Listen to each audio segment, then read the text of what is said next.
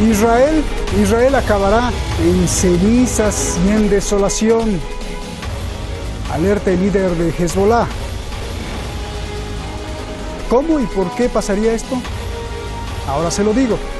Pero antes, le recuerdo no perder de vista los planes siniestros del poder en las sombras de apoderarse de Oriente Medio.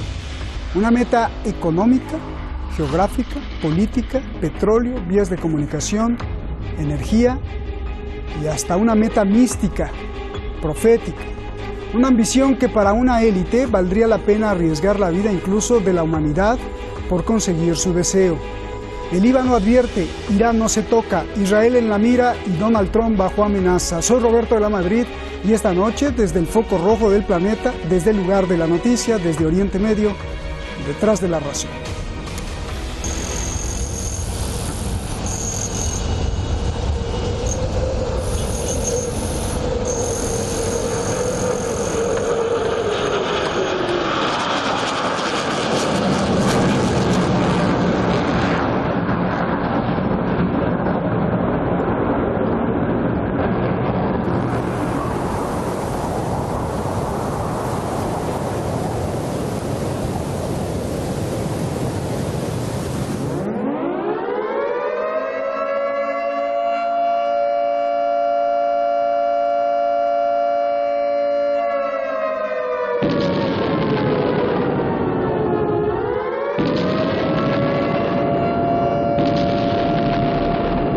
Advertimos a Israel que ni siquiera piensa en entrar en un nuevo conflicto con el Líbano.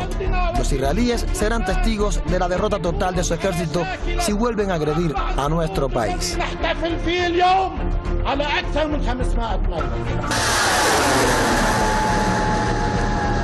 La advertencia de Nasrallah se realiza pese a que Israel cuenta con la cúpula de hierro, uno de los sistemas antiaéreos más sofisticados del mundo. Estos son los misiles y cohetes de Hezbollah del Líbano. Su líder, Hassan Nasrallah, asegura que tiene un arsenal de más de 150.000 misiles suficientes para borrar a Israel. Una nueva guerra contra el Líbano explotaría toda la región debido a las posturas del eje de la resistencia.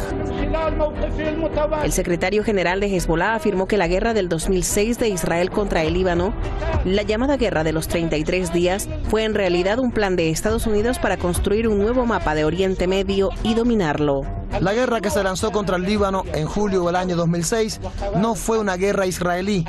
Israel fue una herramienta para implementar esa contienda.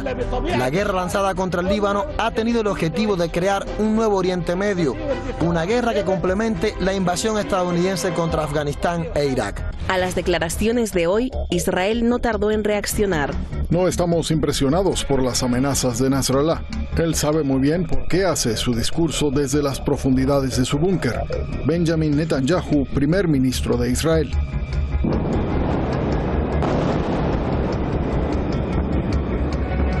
En realidad, la guerra duró 34 días. El 12 de julio de 2006, Israel atacó el sur del Líbano. La guerra terminó en una tregua mediada por la ONU sin que Israel alcanzara sus objetivos. 13 años después, los israelíes saben muy bien en su conciencia. En sus investigaciones dicen que Israel es más débil que la tela de una araña.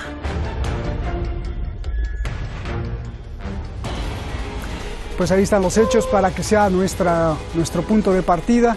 Muchísimas gracias. Gracias, por aquí anda como un ratón moviéndose. Sí, es un ratón que nos vino a visitar. Ahí está el ruido. Bueno, Iñaki Gil de San Vicente, analista internacional en San Sebastián. Muchísimas gracias por estar aquí. Es un placer, como siempre, recibirte. Y Daniel Lobato, periodista en Madrid. Gracias a los dos. Gracias, como usted sabe siempre, pues a usted, porque usted está detrás de los monitores, detrás de sus pantallas, de sus teléfonos, en las redes sociales. Gracias a todos ustedes.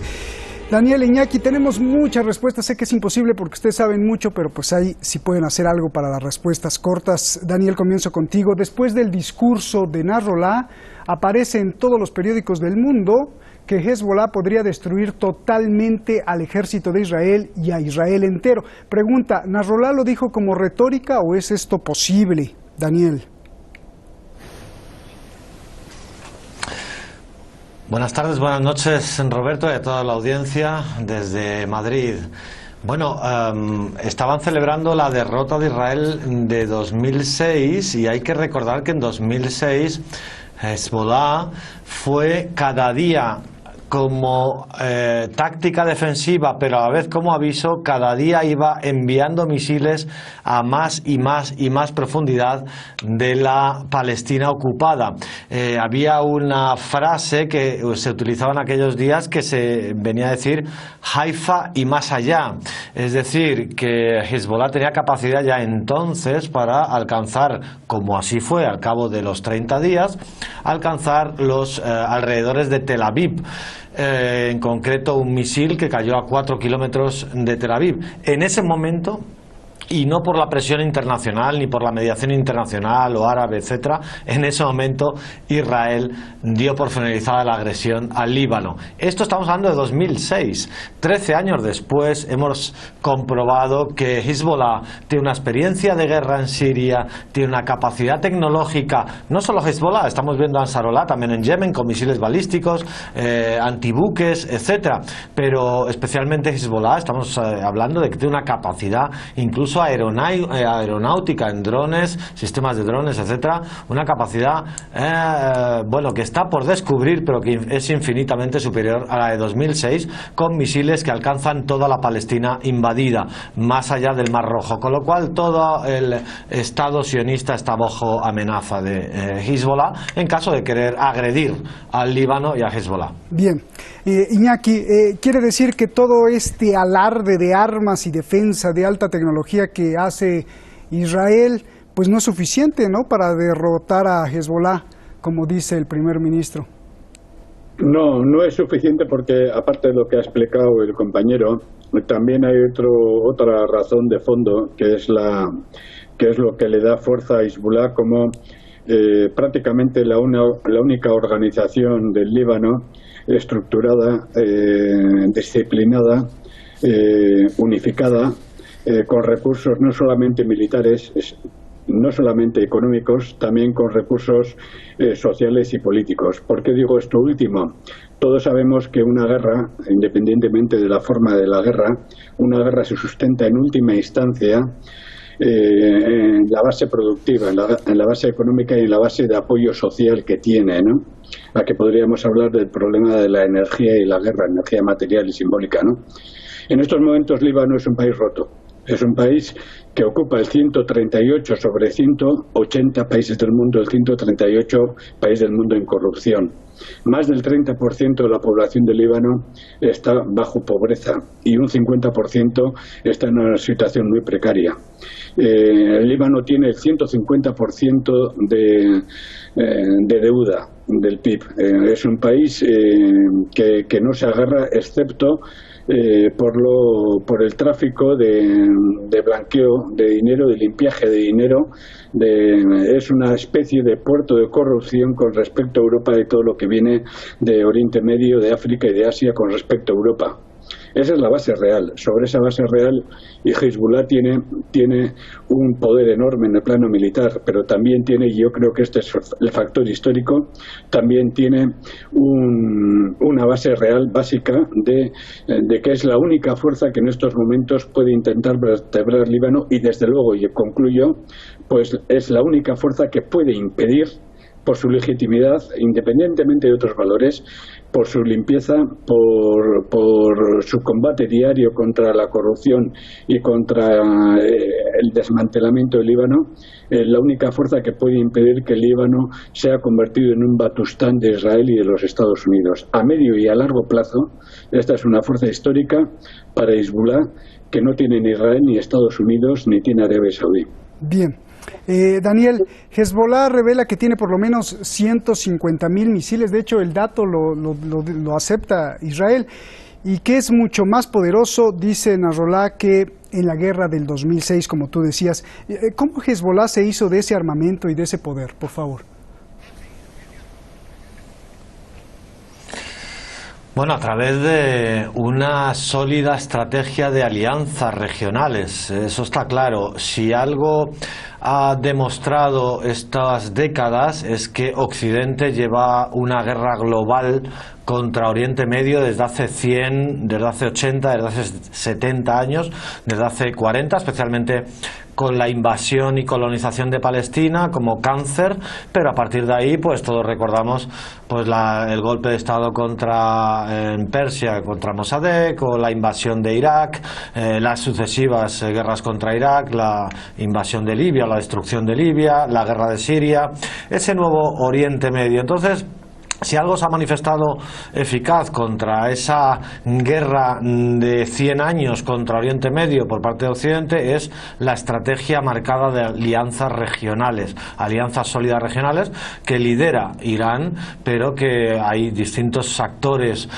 que están en ese eje de resistencia, como es especialmente Hezbollah, como es también la resistencia palestina en sus múltiples facciones, como es también Siria en este caso y Yemen y otros actores que obviamente están buscando un fortalecimiento tanto de ellos mismos como de sus colegas, camaradas en la zona, en la resistencia. Entonces, bueno, ese armamento hay que tener en cuenta que el tráfico de armas es uno de los 3 grandes negocios del planeta. Al final las armas se consiguen de distinta forma y Hezbollah en este caso, pues junto con Irán, junto con otros actores regionales, están haciendo muy bien en armarse y en definitiva evidenciar que está derrotado el Estado sionista a la hora de agredir, porque estando en campaña electoral, doble campaña electoral este año, como va a estar Netanyahu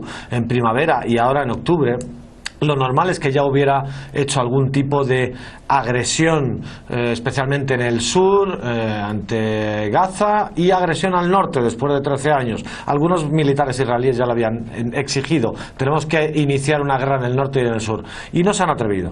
Y no se han atrevido porque es un reconocimiento explícito de la fortaleza militar de Hezbollah. Bien.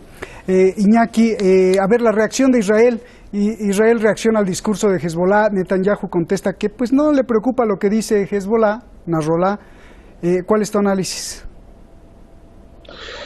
Bueno, como siempre tenemos dos formas de análisis, ¿no? Uno es la forma de las declaraciones propagandísticas de los líderes del imperialismo, como bien se ha comentado, atrapados, el caso de Netanyahu, por una corrupción que posiblemente, si no gana las elecciones, puede acabar con él y con su grupo en la cárcel. Y otra cosa es las declaraciones de quienes se mueven en el plano de una situación real, en el plano de un conocimiento bastante sólido del suelo que pisan, ¿no? Yo creo que esta es la razón que tiene en este caso Hezbollah, ¿no? Las declaraciones de Netanyahu responden a la necesidad de lo que se suele decir una hormiga atemorizada, ¿no?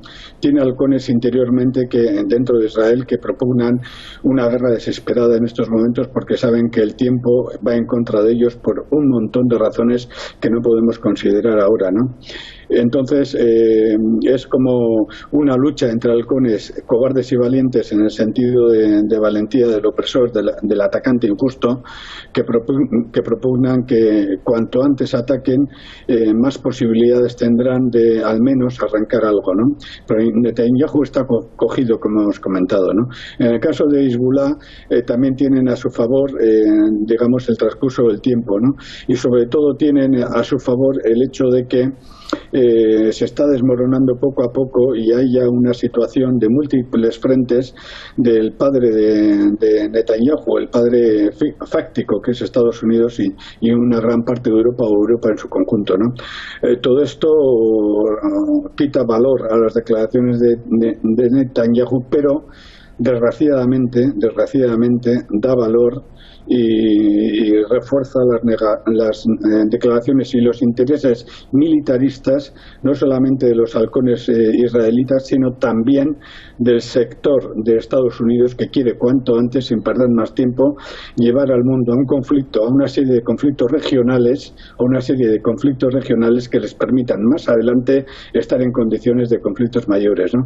Yo creo que en el fondo lo que se está discutiendo en Israel es por qué no optan, si por el sector más duro futuro de los Estados Unidos para preparar una serie de conflictos regionales inmediatos que garanticen las posibilidades de conflictos posteriores más devastadores, o por aquellos que están esperando los resultados electorales para ver si evitan la cárcel. Bien, a ver, Daniel, pues Iñaki ya te puso el balón. Nasrallah alertó de una cuestión muy delicada: un conflicto con Hezbollah explotaría toda la región. Esto sería una guerra multinacional. Dame tu análisis, David. Claro, es que todo forma parte de un universo de múltiples dimensiones, como está diciendo Iñaki. Esto hay que entenderlo en un contexto, primero, de pérdida de hegemonía y de declive del tándem de los dos hermanos gemelos, Estados Unidos e Israel.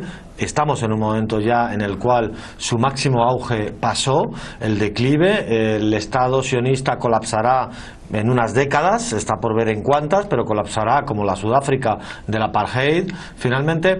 Pero en todo caso, y aunque estén en ese declive y estemos en un contexto de agresión, por ejemplo, contra Irán, con múltiples dimensiones, especialmente contra el Estado persa directamente, pero también en otra dimensión, que es intentar debilitar al Estado persa en esas alianzas sólidas regionales con otros actores estatales o no estatales. Entre los actores estatales pues tenemos el gobierno sirio, pero entre los actores no estatales fuertemente aliados de Irán tenemos a Hezbollah, tenemos a Ansarullah, tenemos otros, de nuevo Hamas, por ejemplo, que se ha unido de nuevo a esa alianza de resistencia, parece, ¿no? Entonces, claro, si quieres debilitar a tu enemigo, Estados Unidos e Israel han demostrado que contra Irán no pueden hacer nada. Han hecho un teatro esperpéntico, incluso con el tema del último petrolero, con el dron derribado por Irán, han demostrado su vulnerabilidad, con el portaaviones Kennedy retirándose del Golfo Pérsico ante el temor de ser hundido por un misil iraní. Entonces, el ataque directo contra Irán, de momento, no se queda más que en teatro y esperpento, y van a volver a ver si entre las alianzas regionales de Irán las pueden debilitar. Esto vendría a ser Hezbollah, vendría a ser un ataque contra Gaza, en Yemen profundizar esa guerra, o en Siria veremos qué pasa con las tropas norteamericanas en coalición con las israelíes atacando a tropas iraníes o Hezbollah en este caso, ¿no? Habrá que ver en esos espacios. En todo caso, y estando en un contexto de declive del imperio estadounidense e israelí en Oriente Medio, no hay que desestimar que, por supuesto, tiene una capacidad trágica el imperio de hacer un enorme daño. Estamos en una era del botón nuclear, por supuesto, y Israel es una potencia nuclear ilegal en medio de Oriente Medio, y tienen mucha capacidad de un enorme poder de destrucción, y como decía Iñaki, habrá que ver en qué momento podrían activar ese botón de la locura y de la destrucción masiva, o no, ver qué fuerzas interiores están ahí en correlación en estos países, en estos estados agresores, que sujeten esa tendencia a la masacre colectiva en Oriente Medio. Pero ese es un poco el contexto en el que se mueve toda esta amenaza a Líbano, a Hezbollah, a Gaza, etcétera. Es el eje central de la agresión a Irán y sus alianzas. Bien, pues eso que dice suena muy peligroso, ¿no, Daniel? O sea, el ratón, cuando se sienta acorralado, podría apretar ese botón. Vayamos más al fondo de esto, Iñaki, de la esencia. Según Nasrallah, todo esto que vemos se remonta por lo menos a la guerra del 2006 y más atrás. Como decía Daniel, se remonta a la ambición de Estados Unidos de reordenar el mapa y de construir un nuevo Oriente Medio para dominarlo todo. Nasrallah dijo que en la guerra de los 33 días, en 2006, fue derrocada esta intención. Yo te pregunto a ti, Iñaki, ¿Estados Unidos fue derrotado en su idea? ¿Ya abandonó la idea de un nuevo Oriente Medio? ¿Está derrotado y ya no hay peligro? ¿O sigue con su idea y no está derrotado? ¿Y para qué quiere apropiarse de todo Oriente Medio? Por favor. Bueno, yo creo que la respuesta a esa pregunta nos lleva inmediatamente a caracterizar la situación y la crudeza de la crisis en la que se encuentra la civilización occidental, que en estos momentos está bajo la dirección de Estados Unidos. Y yo por eso he empezado explicando la importancia que tiene que los pueblos que se enfrentan a Occidente tengan una estructura estructura social, tengan una base comunitaria, tengan una capacidad, etcétera, y en este sentido el poder que tiene Hezbollah frente a la podredumbre del Estado de Líbano. Recordemos que Líbano era caracterizada como la Suiza de Europa. Eso se nos ha olvidado. En los años 50 el Líbano era la Suiza de Europa. En estos momentos Europa no es nada. La civilización europea se está desplomando y junto con ella la civilización norteamericana va para abajo. Yo creo que aquí está el secreto del problema. Entonces hay una ofensiva general de esta civilización para recomponer su poder a nivel mundial, que no solamente es una ofensiva militar, sino, como se ha comentado antes en la introducción, también una ofensiva simbólica. Reordenar, controlar, balcanizar, poseer Oriente Medio para Europa y para Norteamérica, para la burguesía europea y norteamericana sería, en el plano no solamente simbólico, sino también en el plano material, llegar a tener el poder omnívoro, el poder absoluto que tenían en el siglo XV y en el siglo XVI. Para eso empezaron las cruzadas. Las cruzadas empezaron para apoderarse de Oriente Medio, para insuflar en una Edad Media moribunda, insuflar las enormes riquezas de Oriente Medio, toda una potencia que había resistido al Imperio Mogol. Los europeos intentaron quedársela. A partir de ahí no han parado, no hemos parado, porque también me corresponde un poco de responsabilidad en ese sentido, ¿no? Entonces, en este sentido, lo que está pasando ahora es un paso más en un esfuerzo desesperado de la civilización occidental para mantener ese poder en la actual crisis de civilización. Y aquí está el núcleo realmente del problema. Y frente a eso se enfrentan a pueblos, en este caso en el Líbano, donde un colectivo está demostrando, Hezbollah está demostrando la capacidad de atraer sectores. Hezbollah no solamente es un movimiento chií, también sectores cristianos, también sectores musulmanes, de otras creencias musulmanas, sectores laicos se están acercando a Hezbollah, y esto es lo que teme Occidente.